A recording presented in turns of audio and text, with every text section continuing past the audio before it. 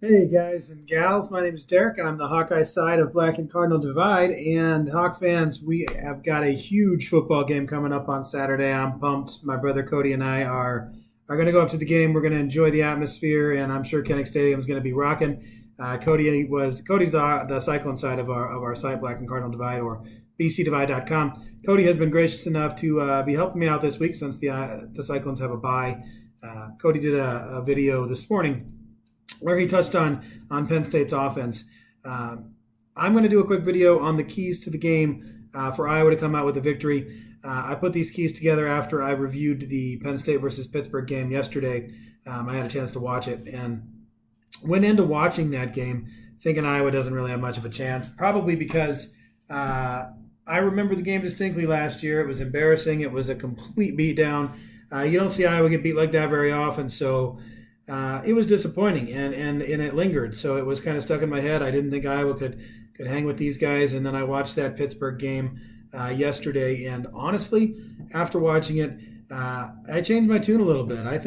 I'm not saying Iowa's going to win. If I had to pick a team that was going to win, I'd still probably pick Penn State. But I think Iowa can give themselves a shot, and this is how I think that can happen.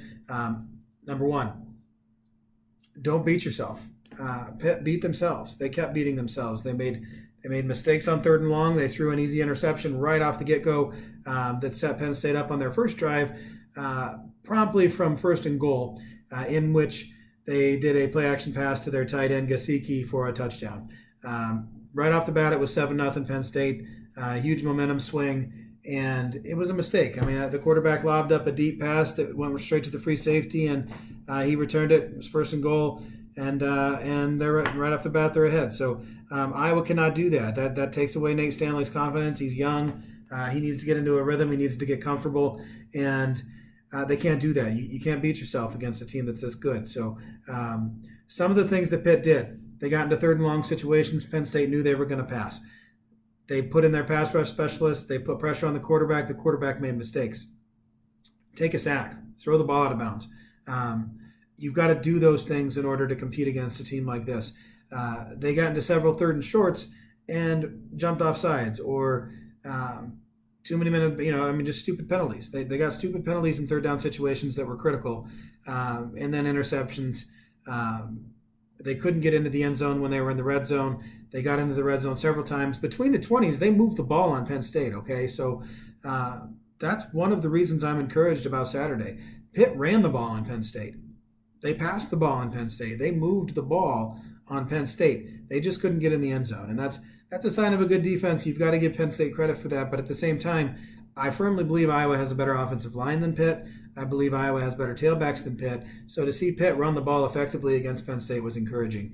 And I think Stanley, if he can stay calm, this is a huge game. His first real huge, I guess I shouldn't say first, but, I think Iowa State's a damn good football team, and he played pretty well in Ames. That was a hostile environment too. So this one's at home. At least the fans are on his side.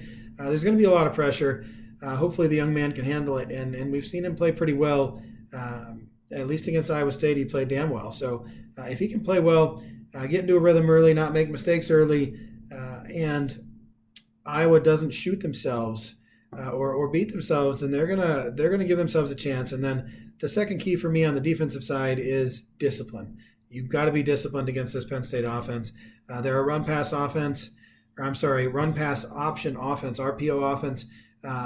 They've got a three-headed monster between McSorley at quarterback, Barkley at tailback, and Gesicki at tight end. Those three, they're like puppet masters. They run that offense beautifully. It's set up perfectly for them. McSorley is always a threat to run. He's always a threat to pass. He's dangerous off of play action. When he has to drop back and get into third and long situations, he's not as good. So if Iowa can force them into that situation, they'll give themselves a chance here.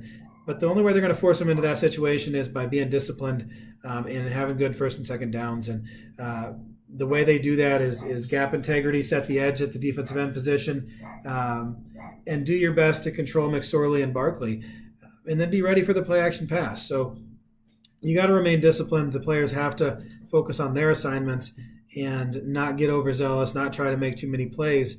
And if they can do that, then their defense will stop Penn State's offense on occasion. They're not going to stop it altogether. Pitt didn't stop it altogether, but Pitt did a pretty damn good job against this Penn State offense.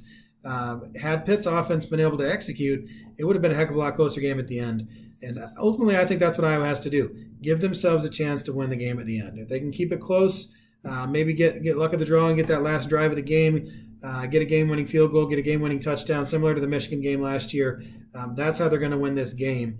And, I'm pumped up. I'm going to be there Saturday. Cody's going to be there with me. We're going to be tailgating early in the afternoon, if not late in the morning. It depends what time we get on the road. But we're excited about it. Hawk fans, bring some energy. We're going to get loud. We're going to try to bring some of that energy in and infuse it into the players on the field.